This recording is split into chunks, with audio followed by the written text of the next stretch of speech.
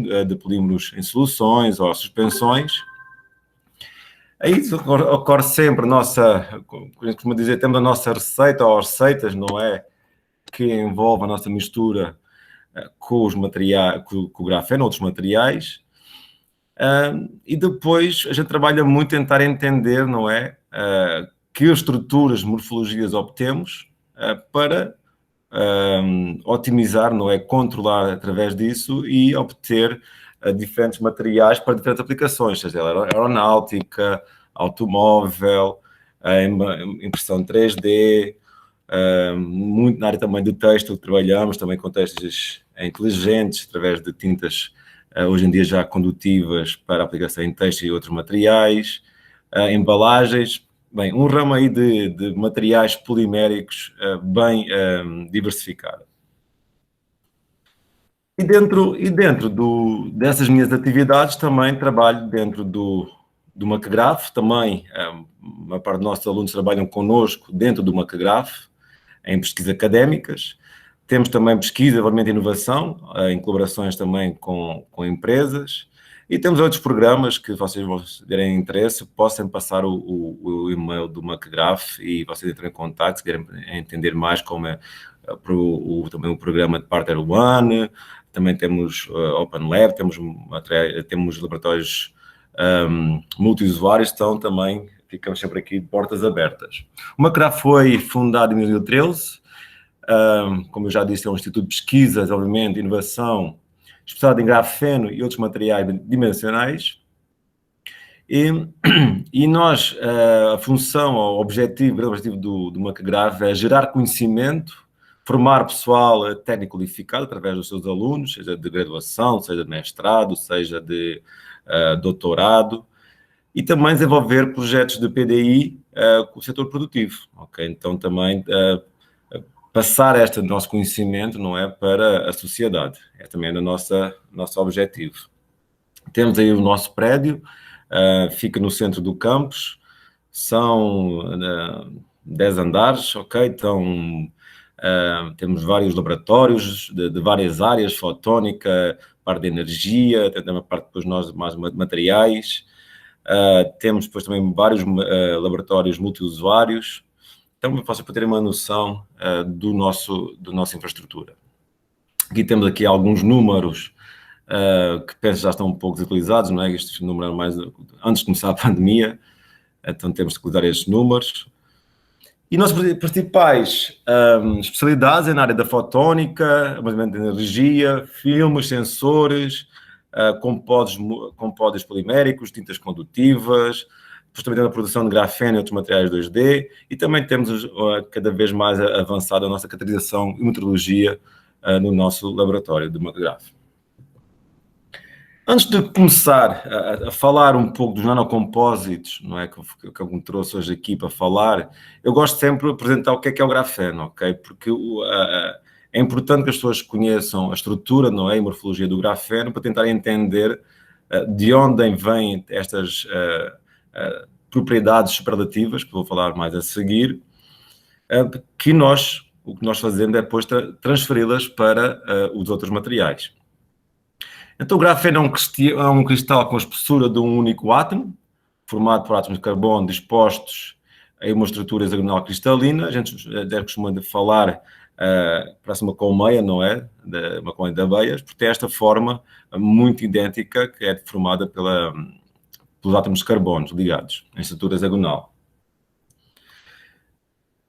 A grande vantagem deste material, e também cada vez mais falamos da nanotecnologia, porque realmente, quando comparado à escala macro, não é? Este material encontra-se já ali na escala de nanômetros, ok? Então, por isso são considerados nanomateriais. O que é que são nanomateriais? São materiais que possuem, ao menos, uma das suas 3 dimensões na escala nanométrica, ok? Então, entre eles temos os materiais 0D, geralmente são partículas esféricas, ou temos materiais 1D, geralmente são mais, por exemplo, os nanotubos de carbono, que são cilindros, ou os materiais 2D, geralmente são folhas, não é? O que se engloba o grafeno. O grafeno é, por si, um nanomaterial 2D. E de onde vem o grafeno? O grafeno não é nada mais, nada menos do que uma camada da grafite. Então, grafite é um mineral em muita abundância no solo. O Brasil é um dos principais reservas mundiais de grafite. Imaginem que a grafite é um baralho, ou um bloco de cartas, ok? E cada carta é uma folha de grafeno, ok? Então, essa visualização é essencial para vocês entenderem o processo depois de esfoliação, ok?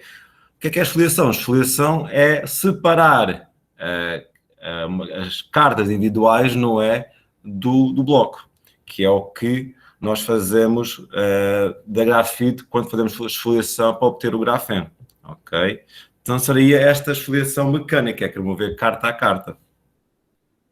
Isso foi feito em 2004 pelos pesquisadores de Manchester, ok? Eles, essencialmente, utilizaram uma Scotch tape, colocaram o grafite no meio e começaram a separar, ok? Eles separaram, até conseguir isolar uma única folha de grafeno, ou seja, uma única carta do Bright Cartas. Então, em 2000, devido a esse isolamento e também ao terem descoberto as propriedades isoladas dessa única folha de grafeno, estes dois senhores, o Sr. Gaimo e Novoselov, da Universidade de Manchester, em 2010 obteram o Prémio Nobel por esta descoberta, ok? As pessoas até costumam brincar que, afinal, obter um prémio Nobel é fácil, basta uma Scotch tape e um pedaço de grafite. E aí temos um prémio Nobel, não é? Claro que não foi assim tão trivial. Nós sabemos, não é? Está na história já que estes senhores conseguiram isolar, tiveram essas propriedades, demonstraram essas propriedades do grafeno, mas até que alguém conseguisse reproduzir esses experimentos, levou algum tempo. Então, até houve alguma dúvida sobre os seus experimentos, mas depois, passado alguns anos, esses experimentos foram reproduzidos e isso, devido às propriedades únicas deste material, realmente foi devido a isso que obtiveram o Prémio Nobel tão rapidamente, ok? Que propriedades são essas? Então, devido a esta estrutura, não é, do grafeno, e dela possuir uma única camada nanométrica, ele é um material muito leve, ok, com elevada área superficial, por isso tão hoje em dia estudado e utilizado em nanocompósitos. Vocês tiverem uma ideia, a área superficial dele é por volta de 2.680 metros quadrados por grama, ou seja, 3 gramas de grafeno daria para cobrir um campo de futebol, ok? Ele é transparente, ele absorve apenas 2% da luz, ele é o material mais forte, ok? O modo de Young é por volta de 1 terapascal, ok? 200 vezes mais forte que o aço, mas eu volto a frisar, eu gosto sempre de frisar isto, nós estamos a comparar o material com uma única folha, ou seja, estamos a falar de quando estas propriedades estão-se a ser referidas a quando ele está apenas na escala nanométrica de uma única folha de grafeno. Ele é o melhor condutor da eletricidade também, com quantidade elétrica à volta de 10 a 8 amperes por metro, e também a maior quantidade térmica. E chega a ser o mais fino, com uma única camada atômica, já tinha referido, chega a ser 1 milhão vezes mais fino que um cabelo humano, ok?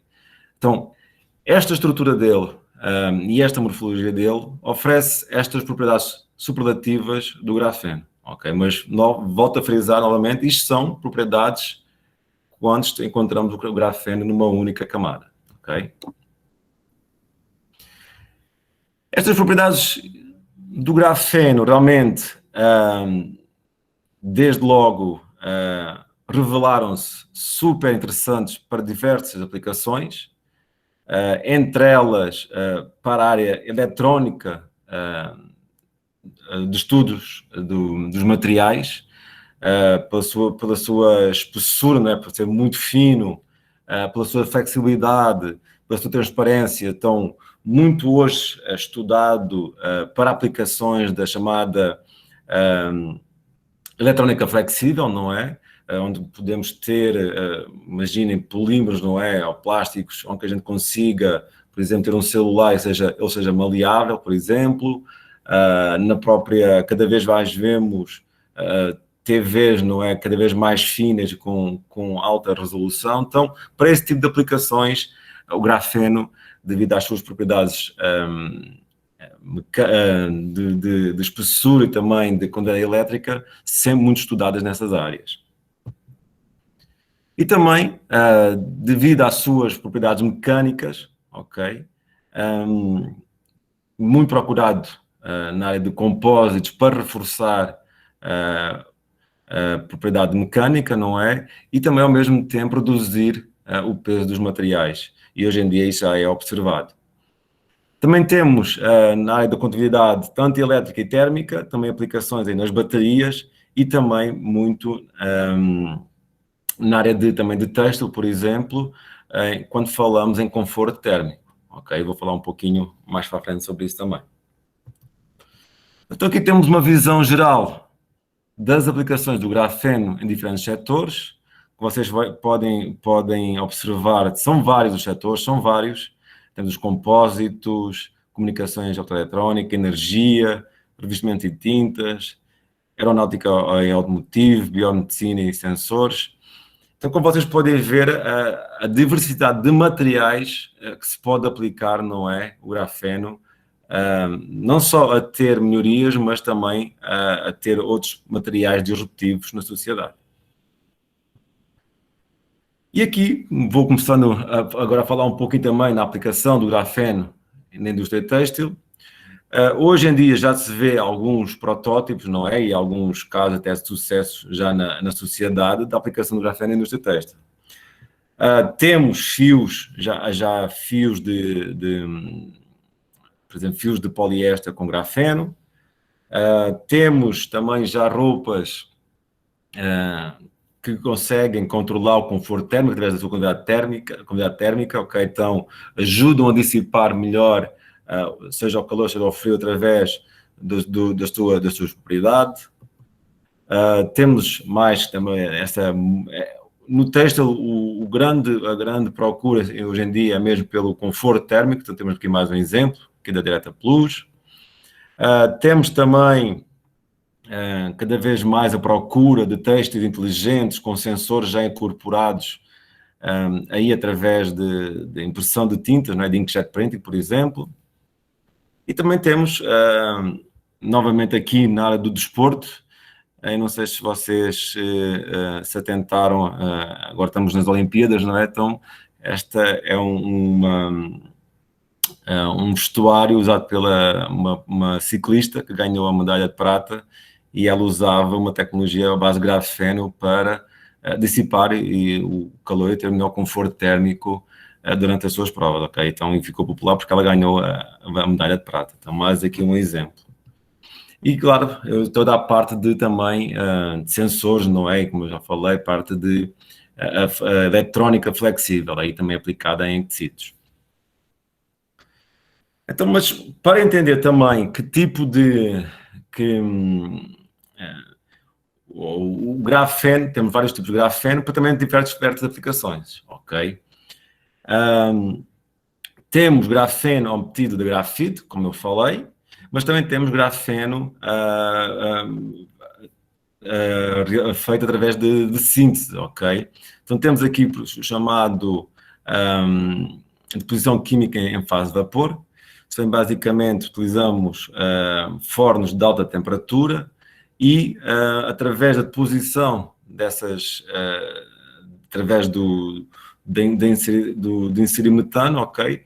Ocorre uma reação e vai-se formando os tais anéis hexagonais do grafeno e consegue-se depositar essa folha de grafeno no substrato de cobre. Geralmente este é um tipo de grafeno aplicado especialmente para, ou seja, um grafeno, como é um grafeno sintetizado, ele é o mais puro, ok? Então aqui procura sempre a purificação do grafeno com o menor defeitos possíveis, de forma a conseguir-se obter aquelas propriedades que eu falei lá atrás, ok? Então apenas com uma única folha, uma única camada e também com o menor defeitos possível, ok? Então aqui temos geralmente este tipo de grafeno é produzido para nanoeletrónica, sensores, ou seja, dispositivos realmente que precisam de uma condutividade elétrica muito alta. Aqui alguns exemplos de aplicação desse tipo de grafeno, temos aí alguns dispositivos flexíveis, ok? Então, é esse tipo de grafeno que é utilizado para este tipo de aplicações. Quando a gente começa a falar mais de compósitos, a gente sabe que precisamos de uma elevada quantidade, não é, de grafeno, apesar da quantidade que se utiliza hoje em dia, as concentrações em compósitos é muito baixa devido à sua elevada área superficial, mas mesmo assim, comparado com o que se utiliza no outro grafeno, seria incompatível porque o custo de obter o grafeno sintético é muito mais elevado do que for através da grafite, ok? Então, aqui apresento a seguir vou proporcionar dois métodos de obter o grafeno através da grafite. Uma é a esfoliação química da grafite, ok? Então, essencialmente, temos a grafite aqui com diversas camadas, ocorre a oxidação. Através da oxidação são incorporados grupos funcionais entre os planos, entre as folhas, não é, do grafeno, obrigando a separar as folhas, não é? Ocorrendo essa separação, depois, realmente, obrigamos essas folhas a separarem, não é? Dispersá-las, o que a gente chama de esfoliação, e geralmente utilizamos banhos ultrassónicos, não é? Para esfoliar, não é? Dispersar estas folhas. Aí obtemos o óxido de grafeno. A grande vantagem do óxido de grafeno é que realmente pode ter um custo baixo, quando comparado, por exemplo, com o de CVD. Tem um alto rendimento, a possibilidade, o processo também de obter, hoje em dia também geralmente fácil, porque foi um dos primeiros processos a ser realizado. Já se realizava a esfoliação química da grafite nos anos 60, em 1960, mas então aproveitou-se essa oxidação para obter o óxido de grafeno mais recentemente e vem-se estudando para realmente obter um material de alto rendimento. A grande desvantagem aqui é que, com a inclusão de grupos funcionais, como vocês podem ver, e também alguma quebra das ligações, gera-se defeitos na estrutura basal do grafeno, o que diminui consideravelmente, por exemplo, as propriedades tanto de condutividade elétrica como térmica, ok? Quando isso acontece, utilizando este tipo de grafeno, e se queremos recuperar essa estrutura, não é, para de forma a aumentar essa quantidade elétrica, o que costuma-se fazer é uma redução do GO, ok, por diferentes solventes. O que acontece tenta-se eliminar os grupos funcionais e também restaurar algumas das ligações, ok? Então obtém-se aqui o nosso o óxido de grafeno reduzido, ok? Que apesar de ser uma recuperação, ainda fica sempre com algumas defeitos, não é? Mas sempre será com uma quantidade elétrica melhor do que o óxido de grafeno. Outro dos métodos também para obter o grafeno é através da esfoliação da grafite em fase líquida. Okay? Outro método também, hoje em dia, muito usado. Também de baixo custo, alto rendimento, E aqui a grande vantagem é que utiliza-se a ação mecânica, não é? Tanto através um, do ultrassom, como também através de dispersores, ok? Então, basicamente, utiliza forças mecânicas muito elevadas para obrigar as folhas a se separarem, ok? Parece fácil, mas não é, porque tem que haver um controle muito bom desse tipo de processo, não só para conseguirem separar as folhas, mas também para evitar que as folhas se quebrem, ok? O que acontece muitas vezes é que as forças mecânicas envolvidas nessa separação são tão grandes que não só o material é realmente separado e esfoliado, mas também ocorre a quebra da estrutura das folhas, não é? E isso vai depois influenciar também nas propriedades finais do grafeno, ok? Então, vou falar um pouquinho mais à frente. Outro também da possibilidade é realmente conseguir esfoliar aqui na presença também de líquidos, ok? Já fica em dispersão. Mas aqui, ao contrário do óxido de grafeno, tem grupos funcionais e é muito mais fácil de dispersar, por exemplo, em água. Aqui é mais difícil de esfoliar, ok, e ficar estável, porque geralmente não tem grupos funcionais, se tiver alguns na borda devido a alguns processos que ocorrem no meio, mas geralmente não tem. Então, geralmente tem que se usar alguns surfactantes para que o grafeno continue disperso nesse meio aquoso. E estes são os dois tipos de grafeno que nós mais utilizamos em compósitos, ok? Pelo seu alto rendimento e também por ser mais viável em tipo de indústria.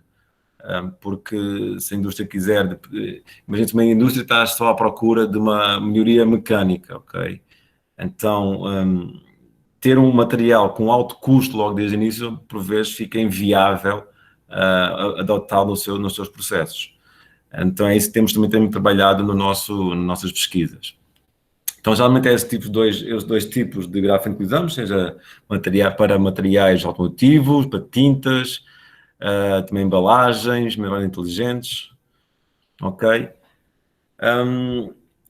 E cada vez mais tem estudado também o grafeno e cada vez mais vê diferentes nomenclaturas do grafeno baseadas na sua estrutura.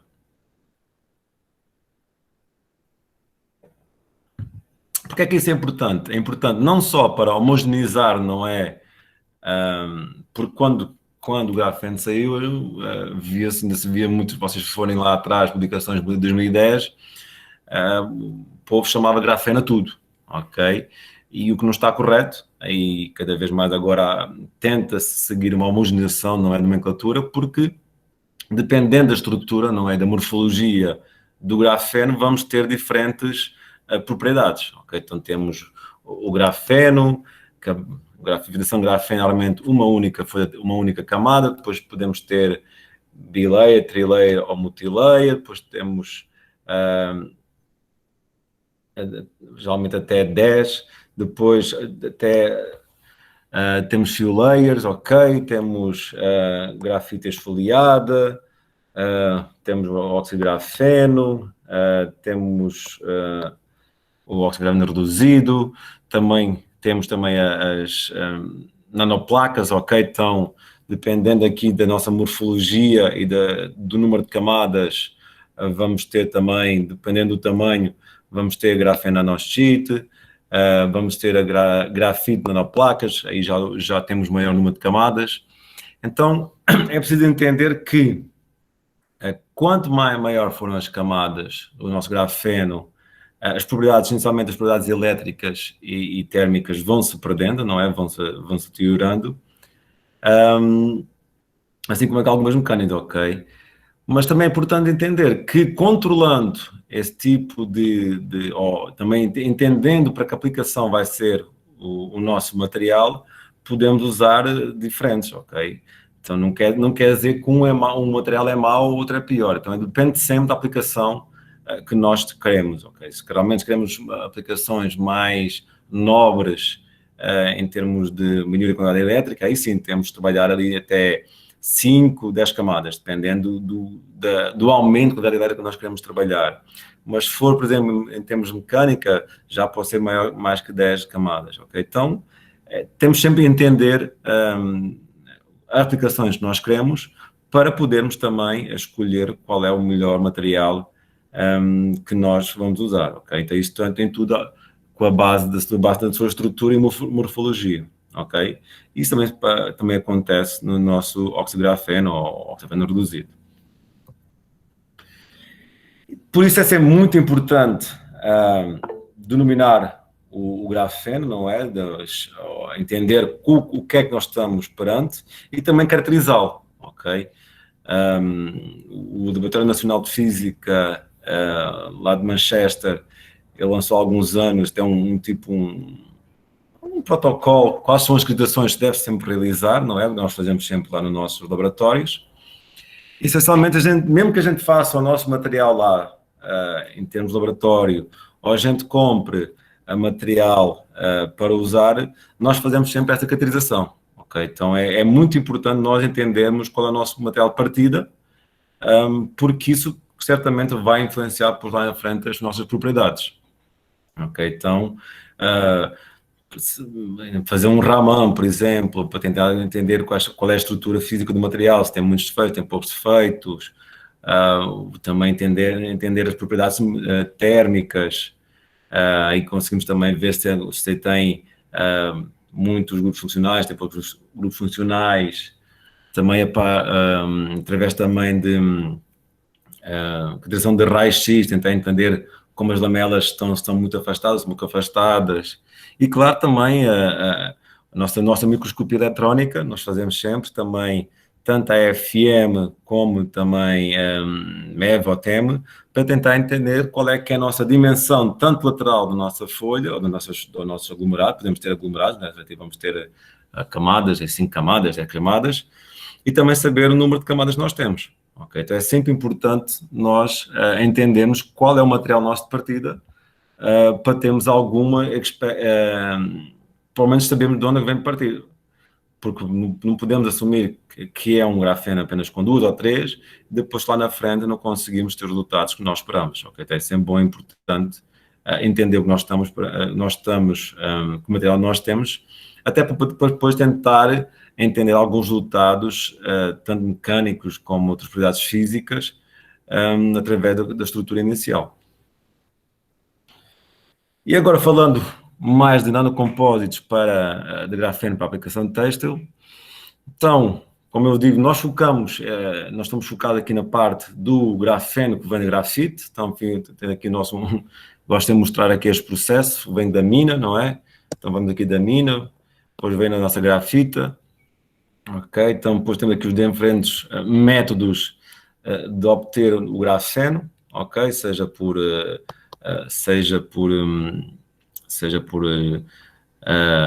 exfoliação química, seja por vezes também podemos, não falei deste, mas pode ser também uma expansão térmica, temos também a exfoliação líquida, ok? Então, partimos sempre do nosso grafeno da grafita e o nosso objetivo é realmente misturar com os nossos materiais poliméricos para combinar as propriedades de processamento vantajosas dos polímeros com as propriedades desejadas de nanomateriais específicos, ok?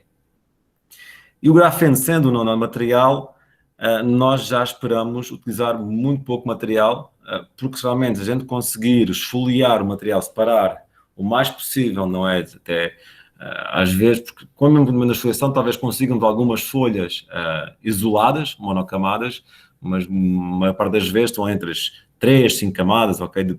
Ou entre as 5 e as 10, tanto depende do processo, não é? Mas mesmo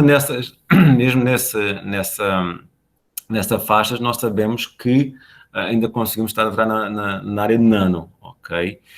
E a grande vantagem deste material é que tem uma área superficial realmente muito elevada. Então, dessa forma, nós esperamos utilizar baixa quantidade de materiais, ok? Hoje em dia, trabalham, dependendo da aplicação, mas até 1%, ou até 2%, ou abaixo de 0,5%, então depende muito do quanto a gente conseguiu esfoliar o material, né, e do seu tamanho, como vos disse, é muito importante no nosso tamanho, tanto de camadas como material, e para também utilizar e trabalharmos na escala nano.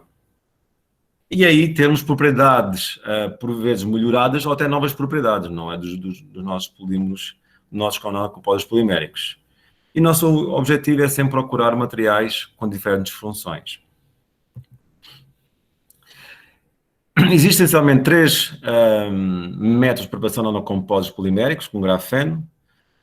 Temos a polimerisation in situ, ok? Então aqui o grafeno é disperso na matriz do monómero, no seu estado inicial, e depois dá-se inicia-se a polimerização, ok? Então aí já as partículas estão esfoliadas e já são ligadas convenientemente à matriz através da polimerização in situ, ok? Aqui geralmente obtém-se uma boa dispersão e distribuição das partículas, só que esta técnica realmente é das técnicas mais desvantajosas, assim dizer, porque tem que se voltar ao processo do início, ok? Tem que se ir à própria empresa, não é, que fabrica, que faz essas reações, não é? E por vezes mudar o layout de forma a incorporar isso, dependendo da aplicação, dependendo do custo, não é viável, ok? E também e geralmente esta tem só usada mais para polímeros insolúveis ou que são termicamente instáveis, ok? E não podem ser processados por exemplo, ou mistura solvente ou polímero fundido. Aqui na mistura por solução, aqui o grafeno é disperso no solvente, ao qual o polímero também é solúvel, faz a mistura, não é? Nessa solução. Depois do grafeno estar disperso, aí evapora-se o solvente, ok? O grande problema desta técnica, por vezes, é que precisamos de elevadas quantidades de solvente, o que por vezes não é ambientalmente favorável, ok? E, de certa forma, isso é um fator limitante para este tipo de processo, além de que, por vezes, também a mistura de solução, encontrar um solúvel tanto do polímero, também não é, acaba por ser uma limitação também do próprio processo. E por fim temos a mistura com polímero fundido. Esta é uma das grandes vantagens deste processo, é que em termos ambientais, comparado com os dois, é mais favorável, ele é mais simples e viável, ok? Porque é muito adotado já na própria indústria de vários termoplásticos hoje em dia usados, o que facilita também usar este tipo de processo. Uma das grandes desvantagens é que por vezes as forças de cisalhamento, não é? E também devido à viscosidade do próprio material, é mais difícil obter uma dispersão ideal, ok? Então, mas aí existem sempre técnicas ou métodos extras que podemos adotar para tentar facilitar esse tipo de problema. E quando pensamos, depois de estar misturado, não é, com o grafeno, temos várias aplicações dos métodos que eu falei, ok? Então, se tivermos soluções ou suspensões de polímeros, podemos usar essas suspensões, por exemplo, para impregnar, não é? Fazer um coating dos têxteis, por exemplo, ok? Que é um exemplo mais na parte de laboratório, mas facilmente transferível para diversas linhas aí de têxtil que algumas empresas possuem, ok? E dessa forma o têxtil fica impregnado com esse coating, não é?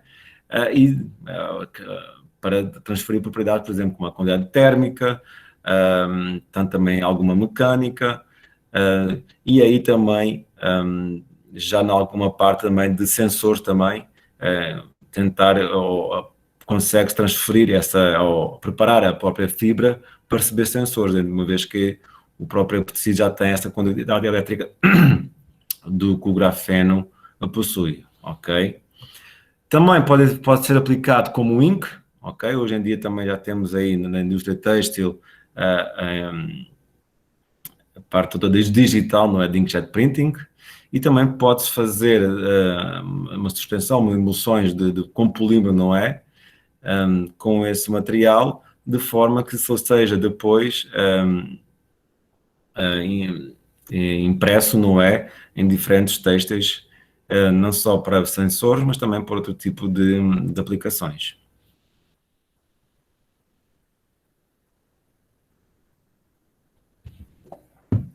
E depois, também podemos aplicar na própria fibra do têxtil, ok?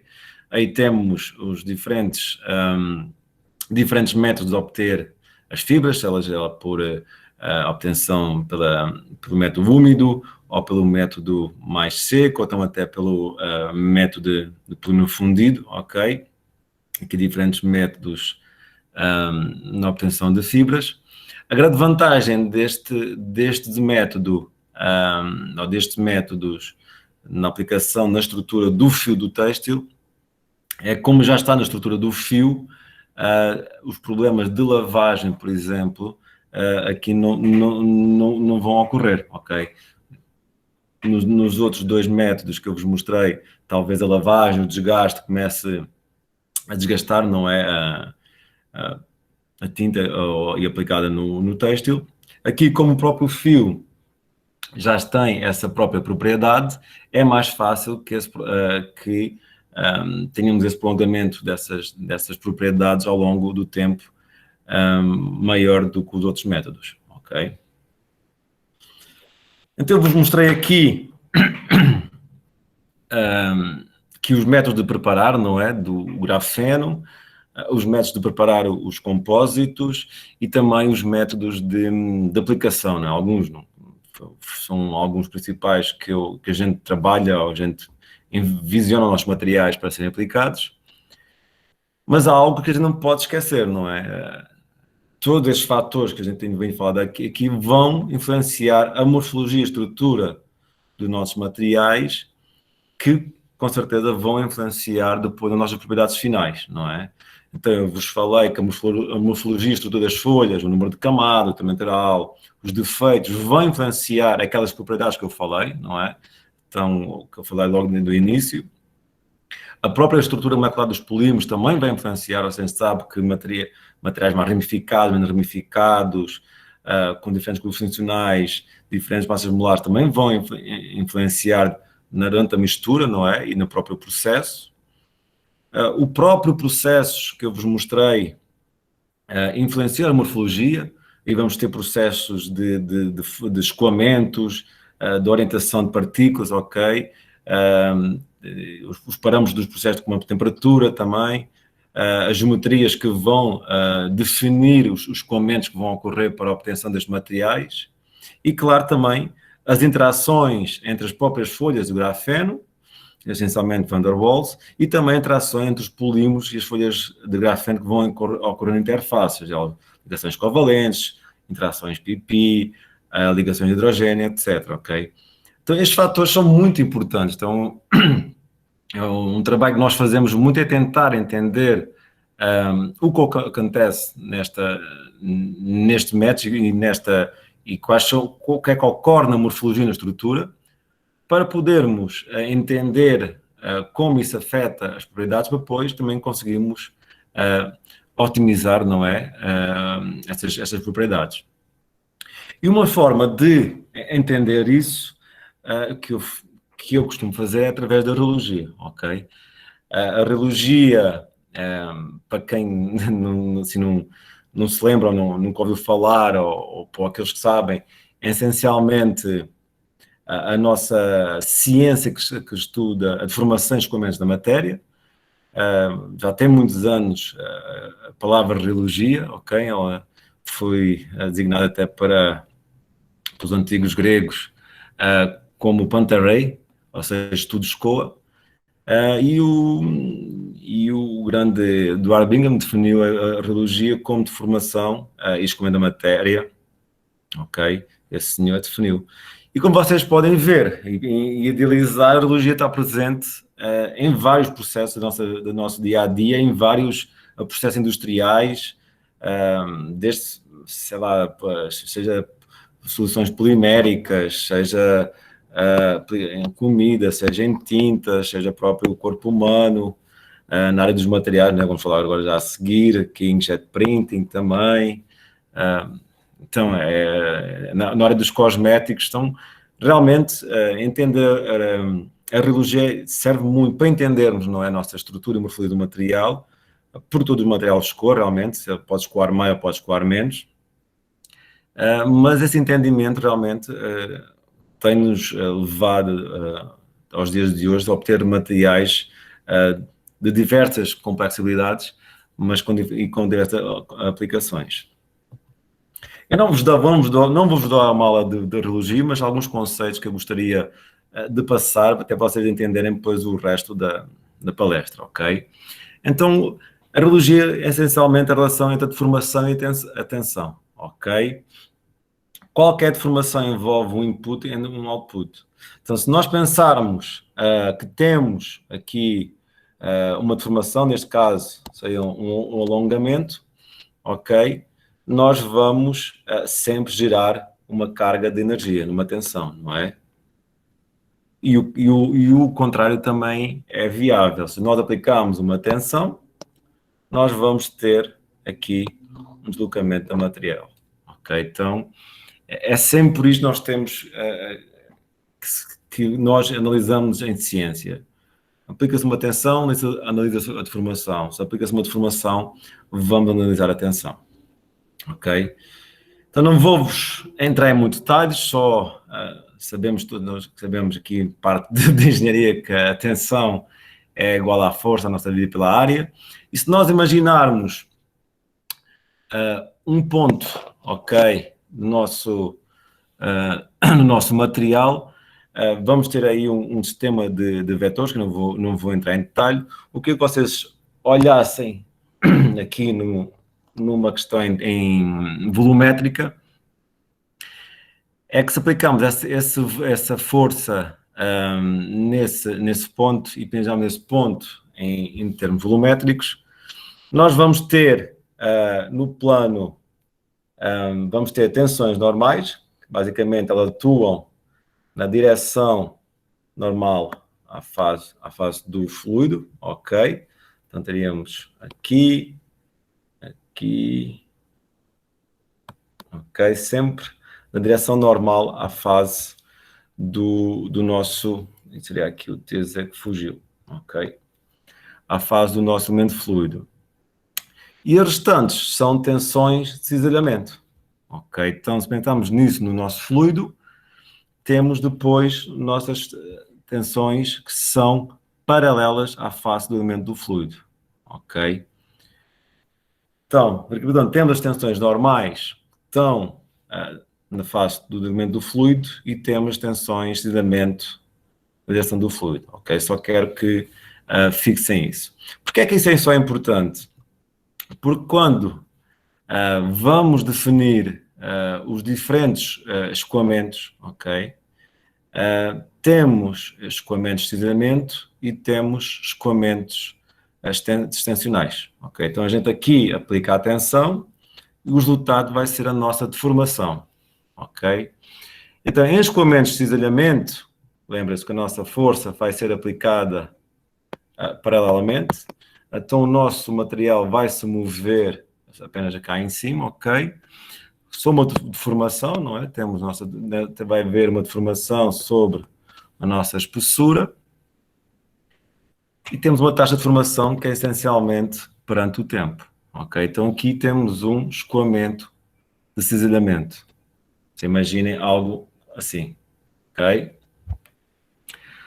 Se aplicarmos a tensão anormal, vamos ter uma deformação extensional, ok? Então vamos ter os chamados escoamentos extensionais. Então vamos ter aqui a nossa força e vai haver o nosso prolongamento, o nosso alongamento do nosso material, ok? Muito semelhante às nossas, quando fazendo aqui o nosso teste mecânico. Só que aqui estamos a trabalhar com fluidos, ok? Então aqui não estamos em sólido, mas sim em fluido. Então aqui estamos a escoar o material, ok? Então é esses dois escoamentos que vocês quero que vocês entendam, que é o escoamento de cisalhamento, ok?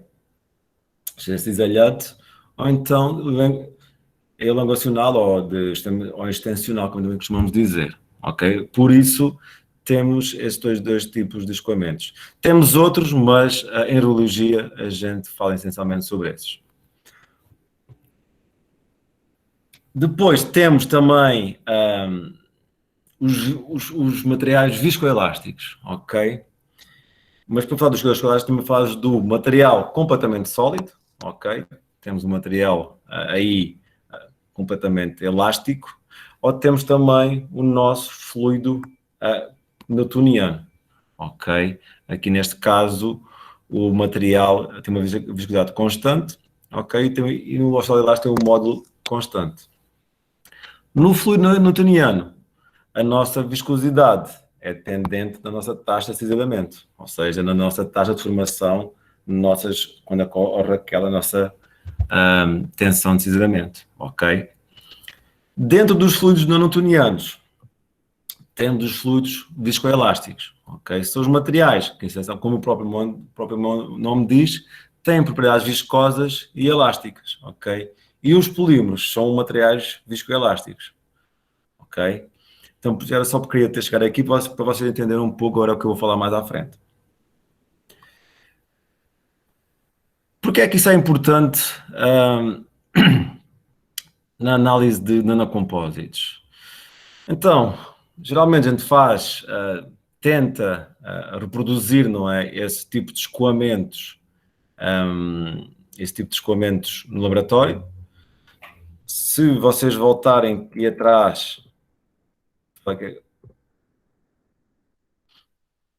aqui temos essencialmente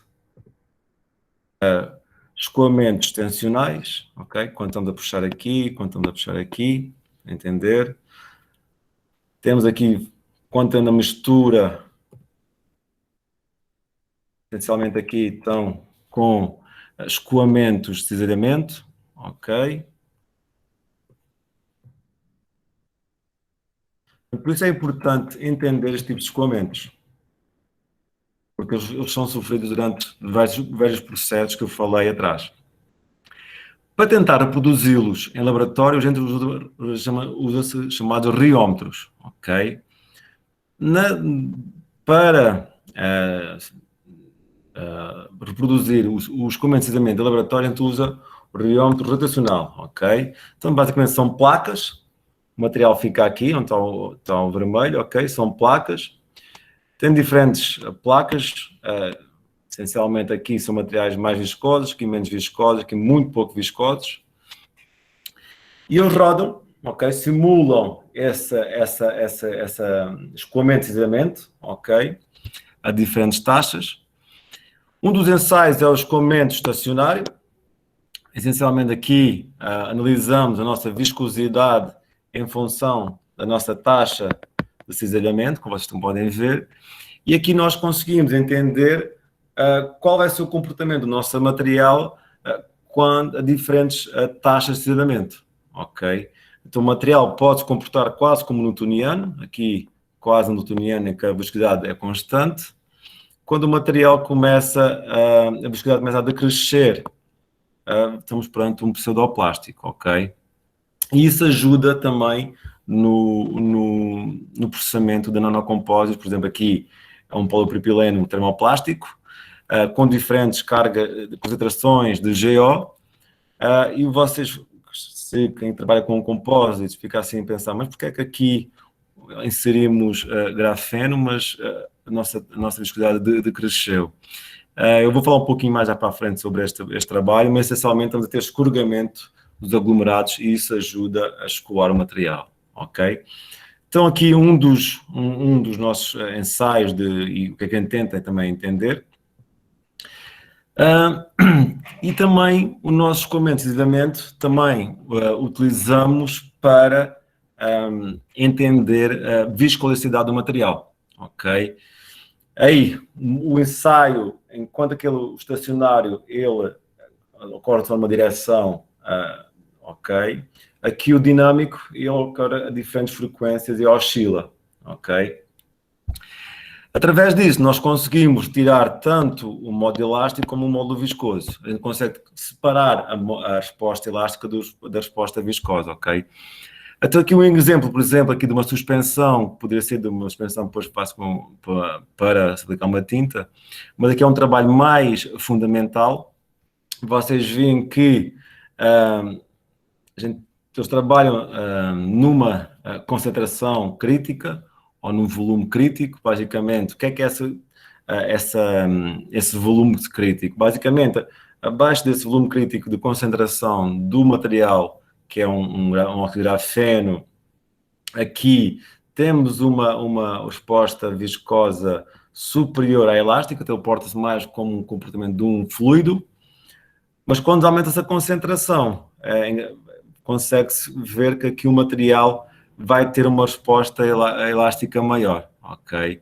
Isto é algo que já se vê há algum tempo e que nós temos vindo a trabalhar para estar a entender não só com grafeno, mas com outros materiais 2D. Aqui mais um trabalho bem sistemático e fundamental. O que eles fizeram aqui foi analisar diferentes concentrações de óxido de grafeno para conseguir mapear que tipo de aplicações os materiais com essas concentrações poderiam se aplicar. Então, vocês veem aqui concentrações muito baixas, ok? Que as folhas de grafeno bem dispersas, mas, no entanto, já com alguma elasticidade, tanto que o G' ou G2' são bem, coincidem, ok? Então tem um comportamento bem coincidente, então, com alguma elasticidade. Lembrando, G' é a nossa resposta elástica, G2' é a nossa resposta viscosa, ok? Então começamos a aumentar a concentração e ele começa, a nossa resposta reológica começa a mudar, ok? Então, por exemplo, aqui, o que é que eles fizeram? Olharam aqui a nossa resposta e fizeram aqui um mapa, por exemplo, com estas concentrações, os componentes elásticos e viscosos permitem uma aplicação, por exemplo, de eletrospray e revestimento de pulverização nos diferentes materiais, ok? Então, podemos aplicar, essa é uma gama ideal, ou uma concentração ideal para fazer esse tipo de aplicações, ok? Quando em concentrações mais altas, as dispersões de GO comportam-se mais como um sólido macio viscoelástico, ok? Então a viscoelasticidade do material começa a mudar, como podem ver aqui, ok? Então aqui baixa frequência já tem uma resposta elástica mais pronunciada. Então aqui seria mais ideal para impressão a jato de tinta, por exemplo, devido à sua rápida recuperação da viscosidade, ok? Então vocês veem que o entendimento da rheologia e da estrutura do material consegue-se já otimizar o material para diferentes aplicações, ok? E aqui, aumentando a concentração, o material já começa a estar todo orientado e empacotado, não é? Então aqui uma resposta bem sólida, ok? Bem mais elástica do material, já formando aqui uma rede, não é? Uma rede do material entre eles, ou seja, o componente elástico é dominante. E isso seria aplicável para gestos de polímeros fracos ou rede de polímeros entrelaçados e moções concentradas, ok? Para uma técnica mais de fiação úmida. Para concentrações muito altas, o comportamento é completamente elástico, veja que ele é completamente independente da frequência, ok? Então, o que é adequado para impressão por extrusão ou fiação a seco, ok? Então, novamente, a mensagem é conhecendo a morfologia do material, ok? A gente sabe qual é a morfologia do material, também vista por também microscopia, e através da rheologia nós conseguimos entender como é que o material se comporta para depois aplicá-lo em diferentes métodos de aplicação, ok? Depois temos entender também que tipo de o nosso material quando começa a chegar uma concentração também elevada, aqui temos o gelo, temos a viscosidade, aqui há um aumento, ok? Então, neste caso, como o grafeno está bem esfoliado, ele começa a interagir com o material e há um aumento, justamente a 3%, já é uma quantidade muito grande, até existe este aumento da viscosidade. O que ocorre também com o gelinha, começas a formar estas redes entre a network, a rede dimensional, entre um polímero e as próprias partículas, ok? Isso também nos dá a entender que as partículas começam-se a tocar entre elas e o que é essencial, por exemplo, para propriedades de condutividade elétrica e condutividade térmica, ok? Então, essas propriedades vão ser melhoradas quando existe essa rede de interligação entre elas, ok? Então, basicamente, o que acontece aqui é que as cadeias moleculares estão sendo restringidas, não é? Que aumenta o comportamento elástico do material, ok? Que aumenta a concentração do grafeno. Outra aplicação em termos de ou outra medida através do urâmetro capilar. Basicamente, o urâmetro capilar consegue medir a viscosidade, mas a maiores taxas de cisalhamento, algumas taxas já mais próximas até, por exemplo, da extrusão, da injeção. E o que acontece é que a gente coloca o material aqui nos capilares e com o auxílio do motor a velocidade constante, ele aplica uma taxa de cisalhamento, ok, e consegue-se medir a viscosidade da maior taxa de cisalhamento. Este riômetro capilar também tem a vantagem de podermos produzir fio, não é? Fibras, através desta rotação, podem enrolar a alta taxa de rotação, consegue puxar o fio. Aí conseguimos não só avaliar as fibras, não é, mas também medir, por exemplo, a elasticidade do fio, ok? Então, quando colocamos partículas dentro do nosso compósito e vamos depois fiar, uma das preocupações sempre é se vai alterar a nossa elasticidade do fio, ou seja, conseguimos manter essa nossa fiação. Isto é um bom momento também de conseguir analisar esse tipo de situação. E também o nosso escoamento extensional, ok?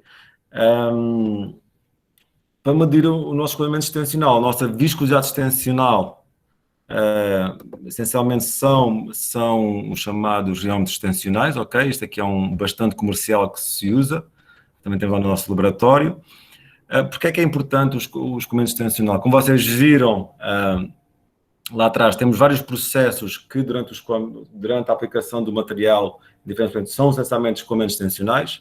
Aqui está um deles, ok? Aqui está um deles, basicamente é a obtenção de fibras, não é? De fibras poliméricas.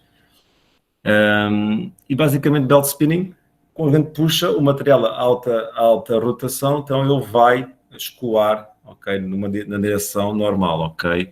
E então entender se o nosso material, seja com compósito, seja outros aditivos que a gente coloca, vai conseguir aguentar esse push, então nós também testamos também essa parte mais extensional. Quando aqui é essencialmente para materiais mais viscosos, essencialmente polímeros termoplásticos, aqui é através do K-Bro, essencialmente para materiais com baixa viscosidade, seja soluções, suspensões, zincs, tintas, ok? Também muito também aplicável, não é? Na área de impregnação e coating e jato de tintas, como eu mostrei lá atrás. E agora, para acabar, acho que já estou a prolongar um pouco, desculpa Viviane, mas vou já tentar acabar. Só vou-vos mostrar os últimos avanços científicos, tecnológicos, nanocompósitos, nós temos feito lá no nosso grupo de pesquisa e como é que isso também se aplica na área da têxtil. Então, nós temos trabalhado desde o início a tentar dispersar, né, a gente quando trabalha com nanomateriais, devido à sua elevada área superficial, eles tendem a aglomerar, não é, pelas suas interações Van der Waals, então é sempre trabalhar no sentido de obter uma boa dispersão. Trabalhamos tanto na área de soluções, como vocês viram também nesta área de mais de tintas e inks, como a área de termoplásticos, ok? Uma área na área de fiação, não é? De fibras sintéticas. Aí começou tudo lá atrás, liderado pelo meu colega Guilhermino, de novas estratégias, não é? Porque a gente viu que era essencial a gente ter uma pré-esfoliação, não é? Uma pré-mistura para conseguirmos bons resultados. Isso nós temos vindo a fazer, tanto através do método SSD, basicamente temos já o nosso grafeno já disperso, depois colocamos juntamente com o polímero num rotoevaporador. Basicamente a gente vai cobrir o nosso polímero com partículas do grafeno e depois disso introduzimos na nossa extrusora. Ou então temos também a nossa suspensão, e aí através de uma bomba peristáltica incluímos na nossa extrusora de forma controlada, não é? Para obter o nosso compósito. Claro que depende sempre do nosso polímero, depende também das nossas afinidades, não é? Com a água. Então, há sempre também um estudo, não é? Para ver da estrutura dos materiais, para saber qual o método a adotar. Ok? E o que nós fizemos este estudo de diferentes rotações, fizemos também diferentes concentrações, e o que vimos foi que realmente tanto as condições do processo, não é, como a concentração vão influenciar a morfologia do nosso material, ok? E o que começámos logo sempre a observar foi o tal decréscimo da nossa viscosidade relativamente ao nosso polímero puro. E isso começámos, isto foi o nosso primeiro trabalho, e os outros vieram a corroborar a nossa hipótese. Basicamente, o que estamos a acontecer é que nós sabemos que temos alguns aglomerados, não é?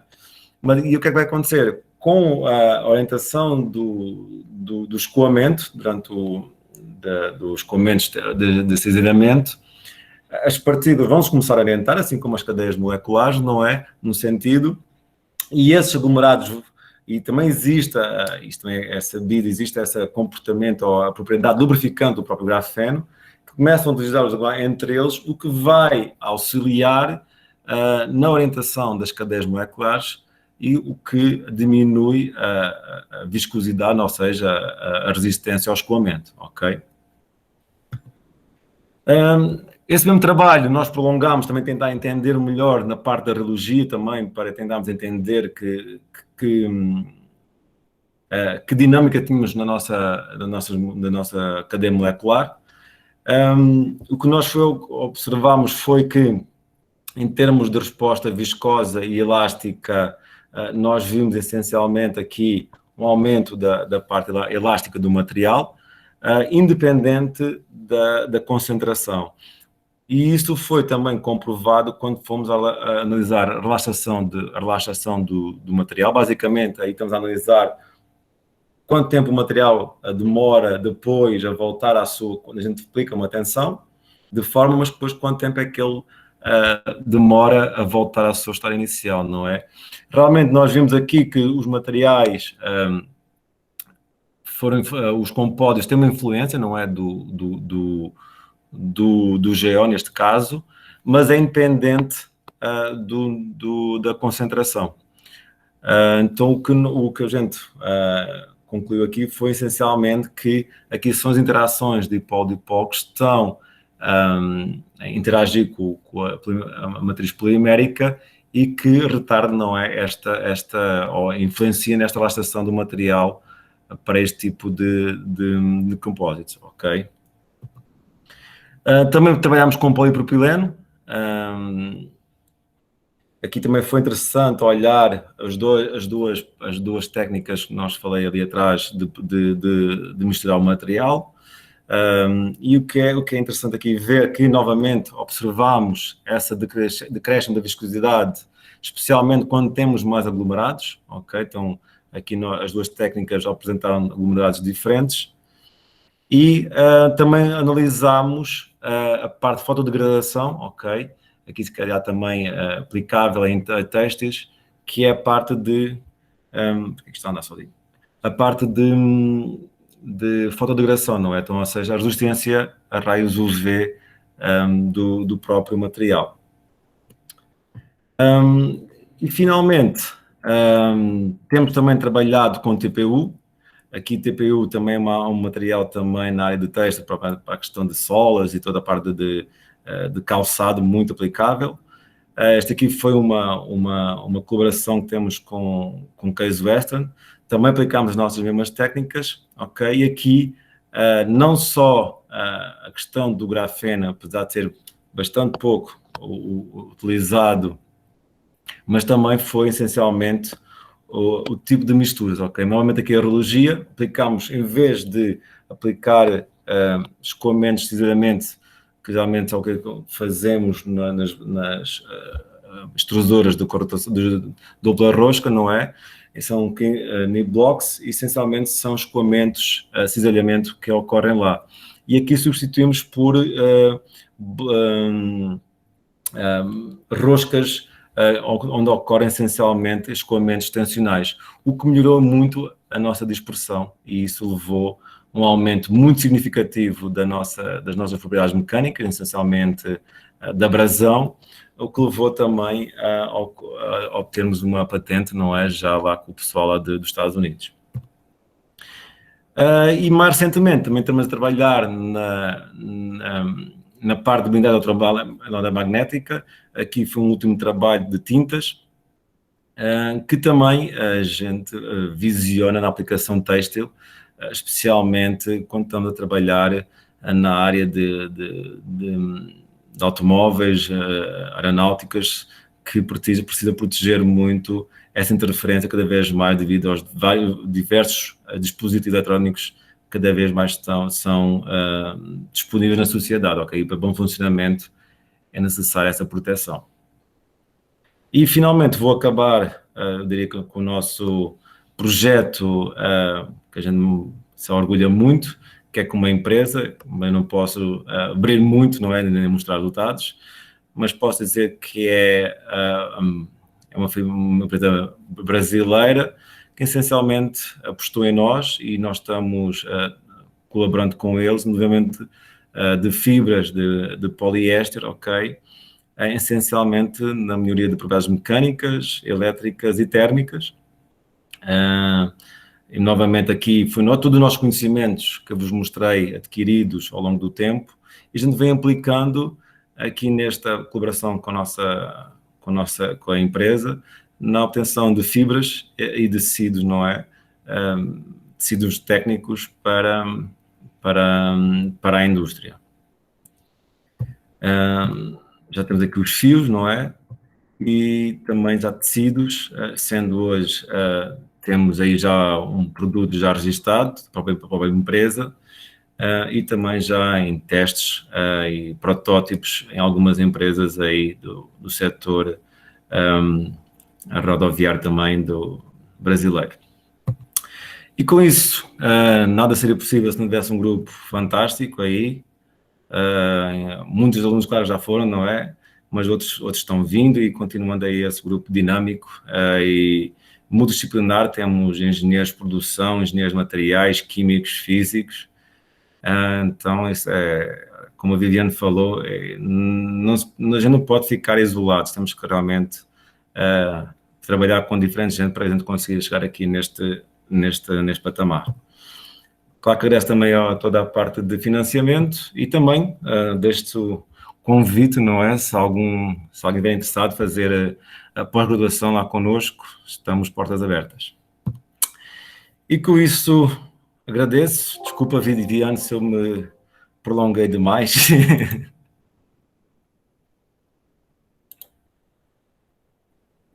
Sim, sem microfone.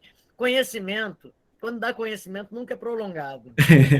Conhecimento é sempre muito bom. Putz, eu estou aqui feliz. Eu tenho 3 milhões de perguntas, tá? Mas eu fico imaginando que eu gostaria de estar sentado agora, como nós fizemos lá em Águas de Lindóia, depois de uma palestra dessa, tomando aquele monte de cerveja, fazendo o dia sem preço, e eu fazendo um monte de perguntinhas. À medida que a gente fosse ficando embriagado, aí as perguntas ficar melhores. E as respostas também. Saudades desse tema. Esperamos que vai voltar, vai voltar. Vai voltar, vai. Nós teremos, eu tenho uma pretensão de me aventurar a fazer um texto em foco presencial. Seria Ele muito se legal. tornar um evento que venha realmente trabalhar com essa coisa da área têxtil junto com as outras áreas, porque você bem deve perceber, ter tido essa dificuldade também, às vezes, até o próprio pessoal da indústria que trabalha com o têxtil, eles têm uma dificuldade no processo de explicar, porque eles são muito automáticos. Uhum. E é tudo tão padronizado, e principalmente a indústria de produção de fios sintéticos e artificiais, os camaradas, às vezes, eles trabalham com aquela máquina na mesma programação, com os mesmos fornecimentos, há 10 anos. É o chamado, equipa ganha, não se mexe. Exatamente. Exatamente. E aí o setor têxtil, ele tem um problema porque essas indústrias, elas não reconhecem a engenharia têxtil como uma engenharia. Eu até entendo. E eu tenho falado com o pessoal da têxtil e cada vez... Eu não sei se ainda existe curso de engenharia têxtil, mas já está desaparecendo, não é? Que é um grande problema. Não, ele no Brasil ele está aparecendo. Mas está aparecendo. No Brasil ele está aparecendo, porque o curso na UFRN ele é da década de 70. Ele começou como tecnólogo. E durante muitos anos, até os anos 2000, tá? 2000 não, mas até a década de 90, eu acho, só tínhamos nós. Aí depois veio o Estadual de Maringá, que abriu um curso de engenharia têxtil em Goiôerê, num fim de mundo danado. E aí, depois disso, hoje, nós já somos... Aí tinha a FATEC americana, aí tinha a... como é que é o nome dos caras lá? Tinha uma outra aí em São Paulo também, que eu não lembro o nome.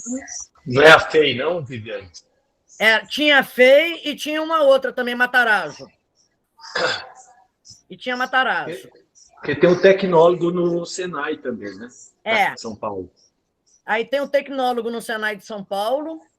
Aí depois veio o curso técnico do Senai CETICT, se juntou com a UERJ, fez a engenharia têxtil. E aí depois acabou, e eu não sei em que pé está, mas eu acho que eles acabaram o curso. E depois surgiu Santa Catarina, que é recente, e a Federal Tecnológica do Paraná, que tem feito trabalhos excelentes. Só que o pessoal não conversa e também não se projeta. Então, fica-se sem saber que existe uma potencialidade na área. Mas envolve muito. É um problema muito sério. O Miguel Sanches disse que FEI ainda tem têxtil. É que a gente já não ouve mais falar. Antigamente, tudo era na FEI. Os professores de têxtil da UFRN, para fazer o curso, foram para a FEI fazer um curso, para poder criar o curso na UFRN. E aí, hoje, nós temos os IEFs começando a trabalhar com os cursos têxteis, mas fica uma coisa meio... ainda incipiente. Porque todo mundo... A USP tem um curso também, mas é um curso de têxtil que está dentro da área de humanas. Não me pergunta, não, mas a Faculdade de Artes, não sei o quê. É um negócio meio estranho que tem lá em São Paulo, na USP. Mas nós temos uma carência muito grande de informação e as pesquisas elas acabam não sobressaindo. Quem veio dar um up hoje, a boa formação que nós temos de doutores na área têxtil, advém de Portugal. Do filho do Minho. Do Minho. Sim, o Minho é muito forte na área do têxtil. Mas aí tem um problema. Todo mundo que veio para a maior parte do pessoal acabou saindo da mesma formação. Não há... Na mesma língua. Entendi. E aí isso vai gerando uma zona de conforto, sabe? Uhum. E a indústria em si, que abre mercado para têxtil, é a indústria de algodão. As outras indústrias não se reconhecem. Elas se reconhecem mais em engenharia de materiais, engenharia química, mas não nos dão o grande valor. E existe um valor e uma potencialidade fantástica nessa área. E a minha ideia é unir. Fazer um evento, mesmo que seja um pequeno meeting, mas que você possa colocar assim ele como no top, como nasceu o BCCM, como alguns congressos eles têm se mantido e têm crescido, e aí eles vão começando a abranger mais áreas e estender, e o pessoal começar a conversar entre si. Essa eu acho que é a grande jogada. E eu fico feliz que você está trabalhando com uma indústria nacional, porque isso demonstra uma coisa que eu não sou tão maluca quando eu digo que tem que desbravar novos horizontes. Eu digo muito isso, pessoal. Vamos sair da área de conforto, vamos desbravar novos horizontes, porque o conhecimento é muito baixo. E não tem que ser, Viviane, porque assim, a gente está vendo cortes no governo para pesquisa, então a gente tem que ir à procura de financiamento, senão a gente não... Senão não anda. Não anda. Não anda mesmo. Tem uma aluna que, a Maria Cecília, colocou aqui uma pergunta: como é a relação da produção dos nanocompostos grafeno, né, dos óxidos grafeno, com o meio ambiente?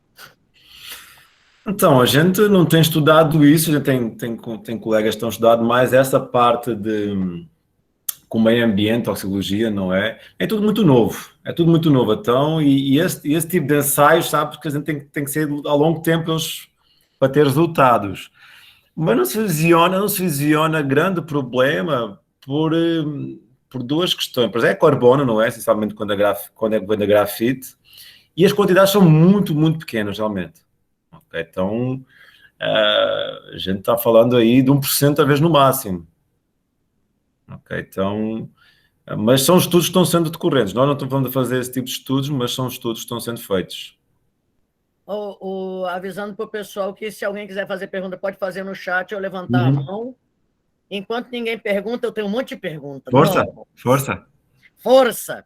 Eu vi ali, quando você mostrou ali a análise térmica do grafeno, eu vi que ele tem uma estabilidade térmica que vai dali de 100 a 300 graus na sua faixa de exposição.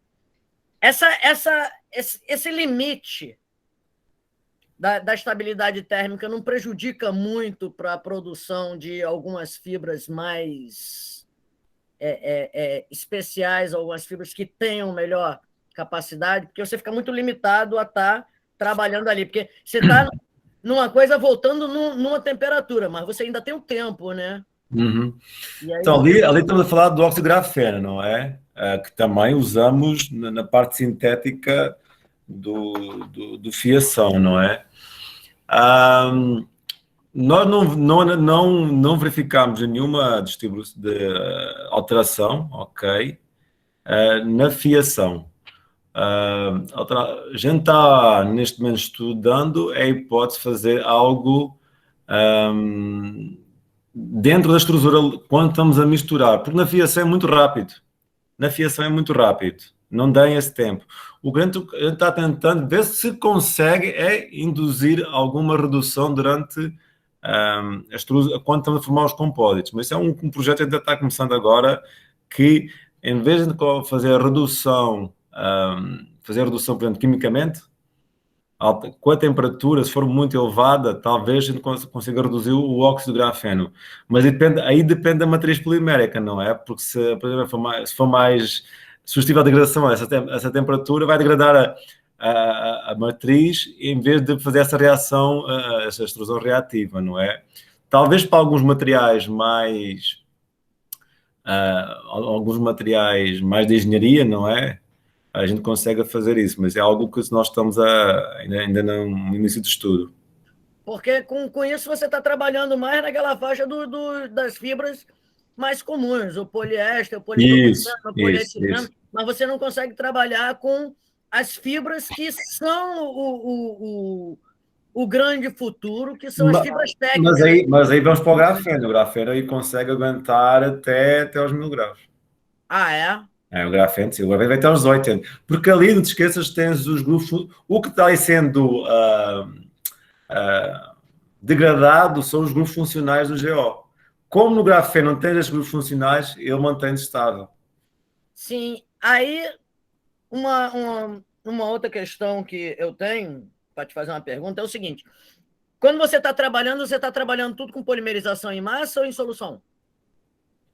Desculpa, nos sintéticos? Tudo por fusão. Então, você está trabalhando com massa. E aí, você está colocando, quando você coloca o grafeno, ele vem solúvel, você faz um master ou... Porque quando você mostrou naquela extrusorazinha que você estava ali injetando, aí ela está entrando ali em forma de solução, como um aditivo? Ali, sim. Não, ali a gente costuma fazer isso. Está em suspensão. Temos o grafeno suspenso. Imagina que temos o nosso grafeno suspenso em água. E aí ele consegue misturar e dar compatibilidade e não dá problema de bolha? Não, porque, assim, claro que às vezes depende da matriz polimérica, não é? Se for mais polar.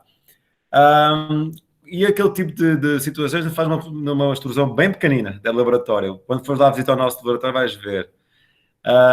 E consegue evaporar muito facilmente. Ok? Por conta da temperatura, né? De processo.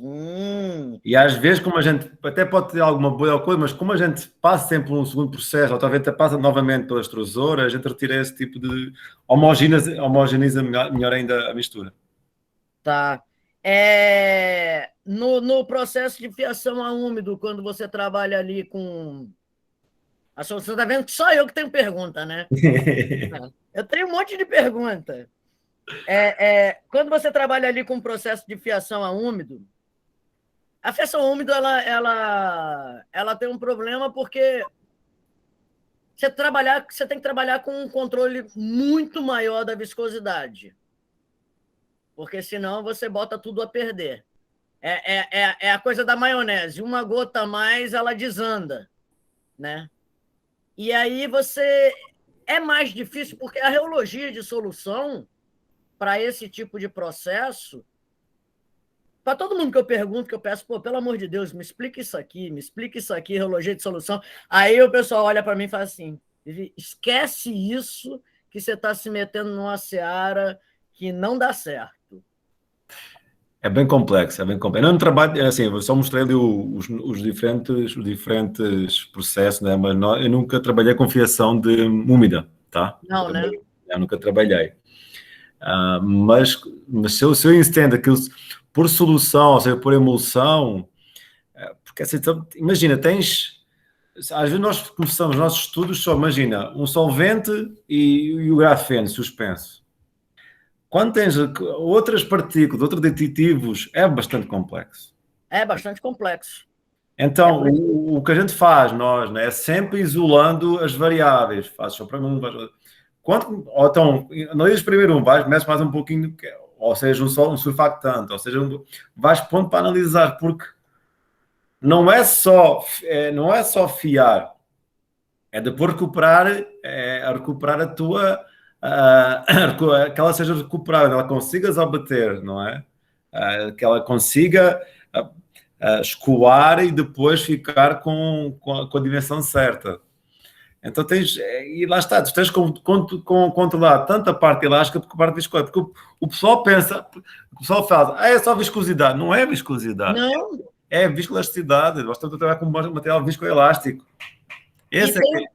E tem o problema, porque você não pode enrijecer a fibra, porque se você enrijecer a fibra, você vai ter um problema. A fibra ela tem um controle. Você não vai trabalhar com alta cristalinidade de fibra, a não ser que você vai trabalhar com uma fibra para um têxtil técnico, um material de alto desempenho, onde você não tem grande deformação, né? Mas você quer trabalhar com alto módulo. Mas, no geral, as fibras mais convencionais e para aplicações mais convencionais, como tecelagem, malharia, de alta produtividade, você precisa dessas deformações todas. E aí tudo bem que é uma quantidade pequena. Em solução, eu acredito que na fiação a úmido seja até muito melhor você conseguir fazer uma dispersão. Sim, isso mais agradável, sabe? Isso é. Na fibra. Você tem uma homogeneização e uma melhor localização, né? Porque você sabe muito bem quem vai se ligar com quem, aonde ele vai ficar. Com certeza.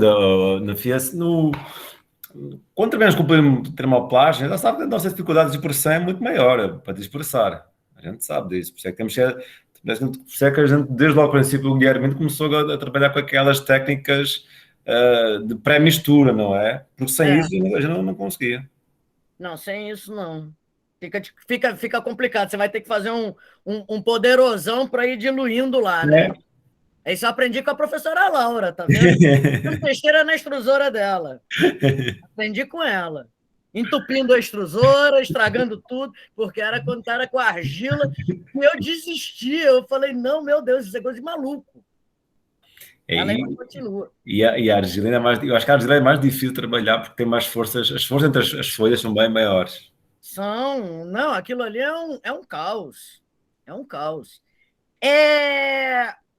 Quando você faz no processamento por fusão, esse grafeno ele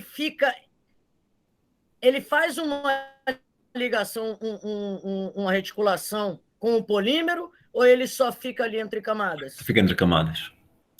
É muito difícil a gente conseguir fazer a ligação na fusão. Essa funcionalidade, né? É muito difícil. Porque você teria que desbalancear ali e ainda botar ele para se ligar ali, e ainda no lugar certo, né? Interações, sim. Aquelas interações nós falamos, sim. Agora, ligações, é muito difícil. Mas nos elastômeros? Aí já está a conversa. Mas eu neste momento não estou trabalhando com elastômeros. Mas elastômeros é uma coisa que eu sou zerada. Também é outra coisa que eu queria que alguém me explicasse. Tivemos o trabalho mais próximo é com termoplástico, que é o TPU, não é? Aí sim, aí já conseguimos ver até as ligações de hidrogênio. Aí sim, já começamos a ver. Certo. Mas ninguém tem pergunta? Nossa, ninguém tem pergunta. Eu ainda tenho. Eu estou cheio de perguntas. Eu sempre pergunto, né? Eu pego o Guilherme no congresso, às vezes eu quero saber um negócio e saio andando atrás dele. Ele falando um pouco e eu no pé do ouvido. Mas, Guilherme, vamos ali conversar? Não tem pergunta nenhuma, não, estou brincando. Se for perguntar, são as perguntas que eu e o Ricardo a gente ainda tem sobre muita coisa. Que a gente ainda tem na cabeça da gente, a gente não para de pensar como resolver.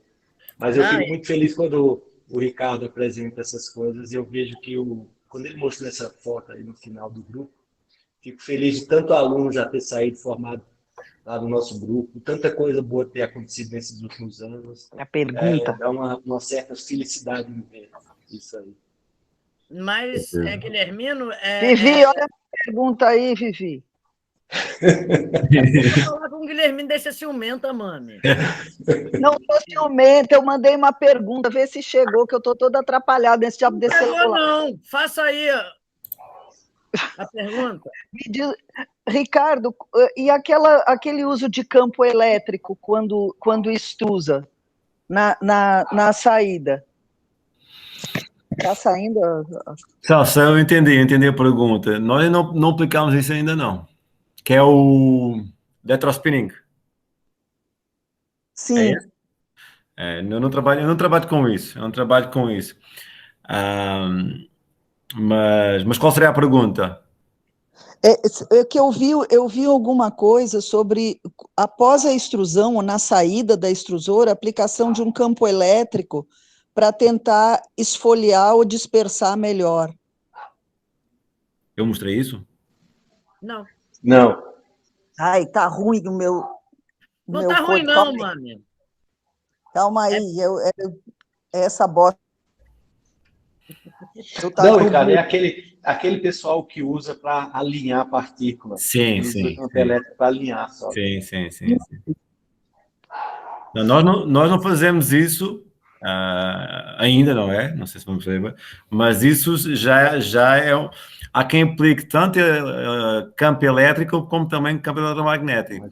Okay? Pois é, isso que eu estava pensando, se em alguma etapa do processo fosse, sei lá, ou durante, ou em solução, ou mesmo durante eu não sei, mas na saída da extrusora, se uma aplicação disso não dava um baculejo na coisa assim. Não, é bom quando a gente pretende partículas orientadas, não é? Isso vai ajudar a orientar as partículas. Nós temos visto trabalhos que realmente, orientando as partículas, não é? Isso, dependendo da concentração, elas estão dispersas, não é?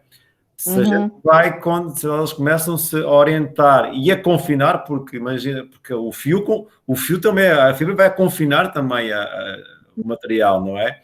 Então elas vão se orientar e vão confinar. Eu tenho visto trabalhos que isso diminui a percolação elétrica, ou seja, com menos material nós conseguimos realmente atingir esses caminhos elétricos. Qual é que é a desvantagem? É que depois já temos numa direção, só a condutividade. É muito grande numa direção, mas depois na transversal não. Okay?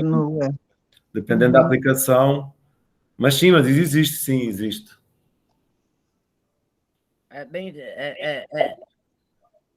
Isso me lembra muito quando você trabalha com a deposição por plasma, né? Uhum.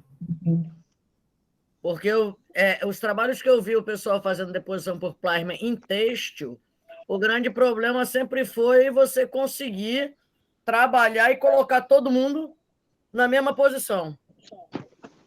Porque quando você vai ver, você faz uns picos e vales, e aí você fica com grande aglomerado no vale, aí às vezes um no vale o bicho subiu, o outro pega para outra direção, então você não consegue ter um direcionamento da partícula. Uhum. Isso é bem interessante. O pessoal tenta trabalhar muito com isso, com plasma ou em coaching. Vocês têm feito coaching? Fizeram algum trabalho com coaching? Não. Não, então já está desenvolvendo já os materiais, agora aplicando coaching ainda não. Ok, ainda não estamos a aplicar. Eu até queria ter comprado uma inkjet printing, né, para trabalhar mais nessa área, mas não consegui. Mas é porque nas técnicas de estamparia ainda tem um problema muito grande por conta da viscosidade da pasta. Porque quando você for passar na pasta, e aí ela é termofixada, né? E aí ela tende a quebrar muito, e com você colocando as partículas, então você fica com regiões mais quebradiças, você não consegue fazer aquela dispersão perfeita. É como tem muitas pessoas que tentam trabalhar, eu vejo que o pessoal trabalha com tecido, tentando fazer um coaching no tecido. Sim. Mas no coaching no tecido, aí depende muito da estrutura do tecido, porque ele pode cair no que a gente chama dos buraquinhos, né? No entrelaçamento, e aí você fica com aquele ponto rico, outros pontos mais fracos. Então, se você está pensando num conforto térmico, até que dá legal, porque seria por onde estaria respirando, né? Ele vai controlar exatamente a troca de calor. Mas se você for pensar em uma propriedade ótica, como já tentaram fazer muito com os fotoluminescentes, né, as partículas fotoluminescentes, você tem pontos. Então, você fica com pontos muito luminosos, muito excitados, e outros não. É. Outros menos. Então, você não consegue ter uma homogeneização. Mas já tentaram fazer fazer o coating só no fio e depois fazer a tesselagem? O problema do coating no fio e você fazer a tesselagem é exatamente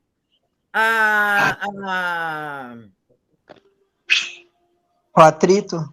Exatamente, o atrito. O atrito. Então, você tem... Que é como esses recobrimentos UV que o pessoal faz tratamento UV. Aquilo ali não dura. Não dura. Não dura. Ele tem um ciclo de vida muito curto. O pessoal fica com raiva de mim quando eu falo isso. Eu digo, cara, isso não dura. Ah, tem a ISO 9 milhões. Eu digo, pagou para ter.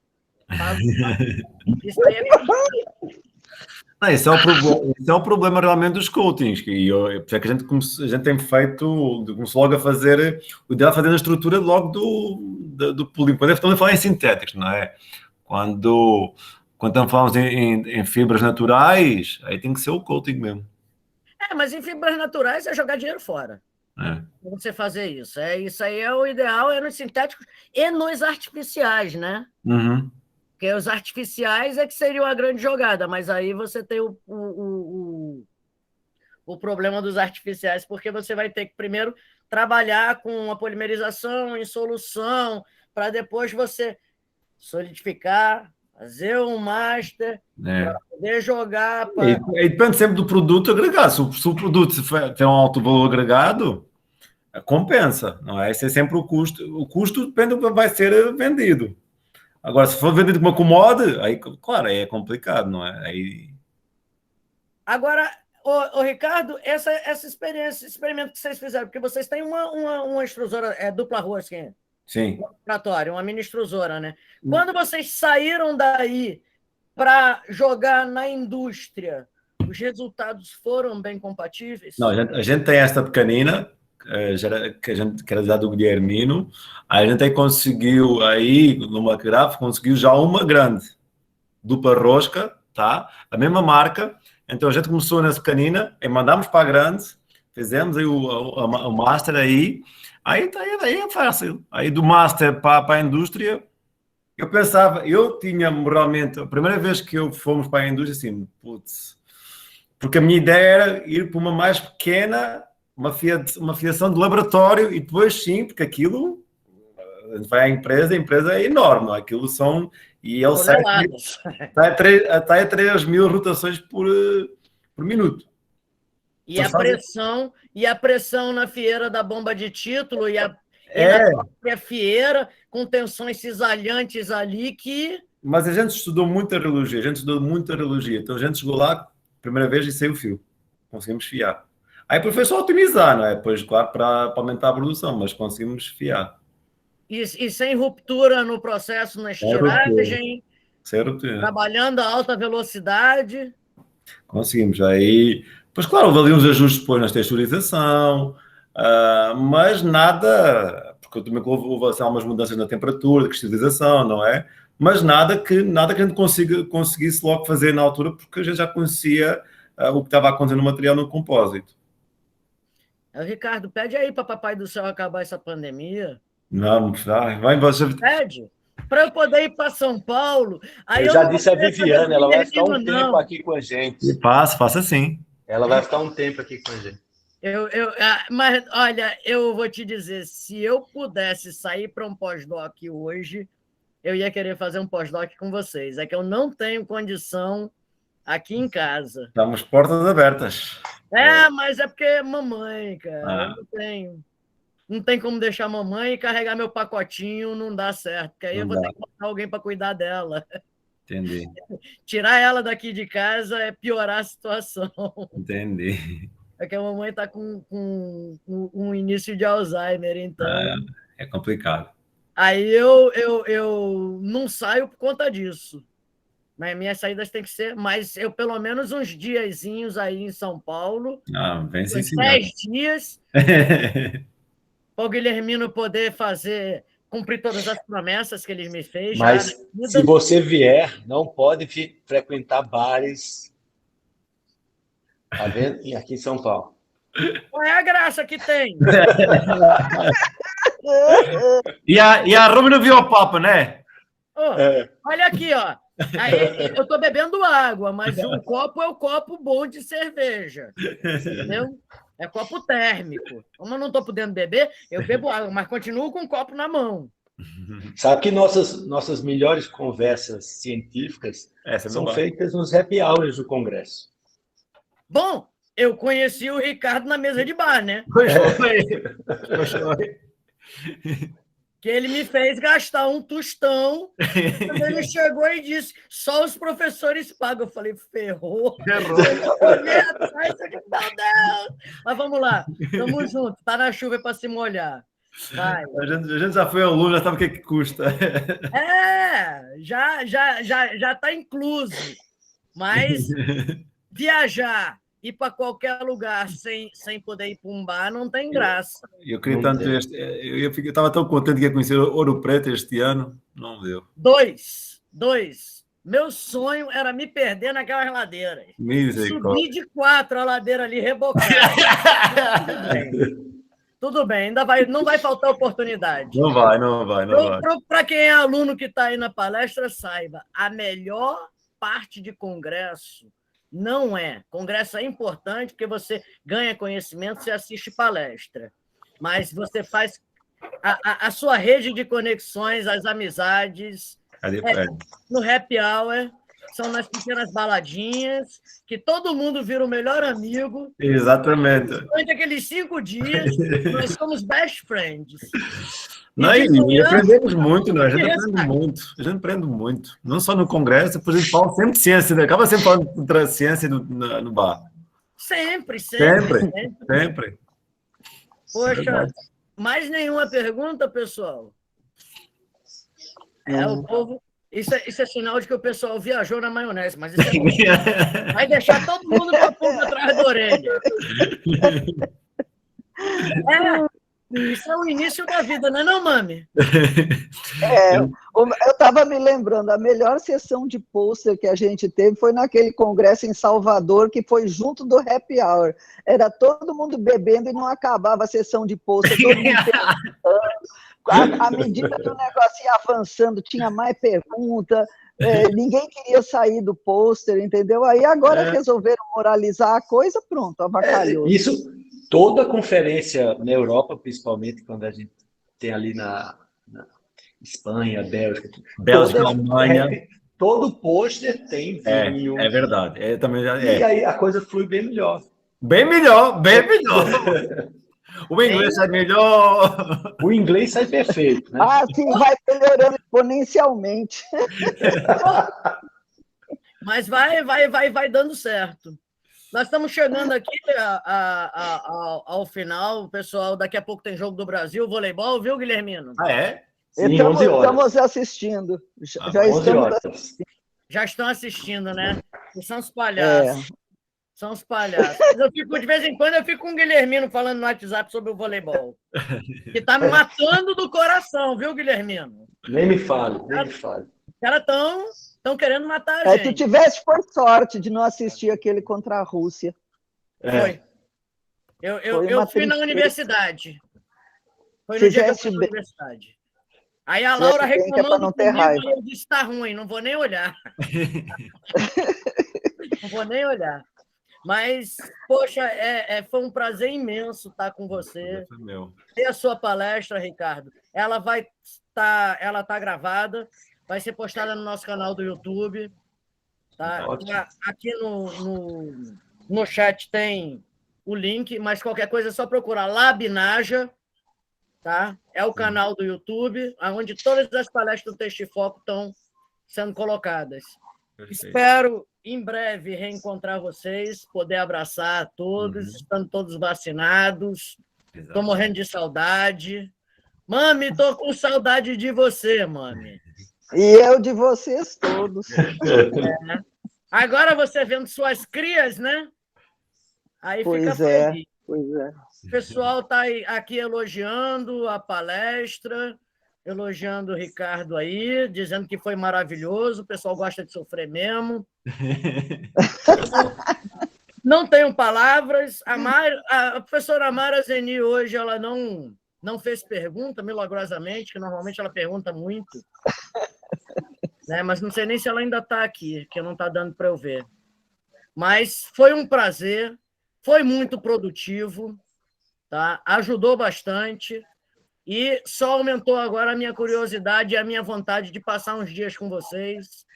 E em qualquer momento eu ainda vou trabalhar com... Se você quer trabalhar comigo, Ricardo, eu não sei, mas o Guilhermino não pode dizer que não quer. Não. Ele não pode, porque nós estamos na mesma árvore familiar. Exato. Então, ele não tem Eu não sei se é no negar mesmo também. galho, tá? Eu só não sei se é no mesmo Não é galho. não, porque tu fosse com o Marcelo, traidor. Ele é sim, porque ele vivia por ali, ele é seu querido, ele dança com você, ele está conosco. Essa é verdade. Ele é. Eu vou contar uma, mas não vou contar só pela metade, viu, Laura? Daqui Pode mais contar. um tempinho, a Laura vai receber um convite bem bacana. Mas não posso contar o Ixi, resto. Maria. Tá? Mami, me leva? No mínimo vai ser para trabalhar, porque para chegar dia... Mas não tem problema não, eu volto Não a é ser sua trabalho quase não, viu, escrava, Laura? quase branca. Não é trabalho não, viu? Oba, melhorou. Eu quero isso, eu chaveirinho. Só contando as cenas do próximo capítulo. Tá certo. E eu devo ir para Campinas também, aí não sei bem a data, quando meu neto nascer, e talvez em dezembro. Então,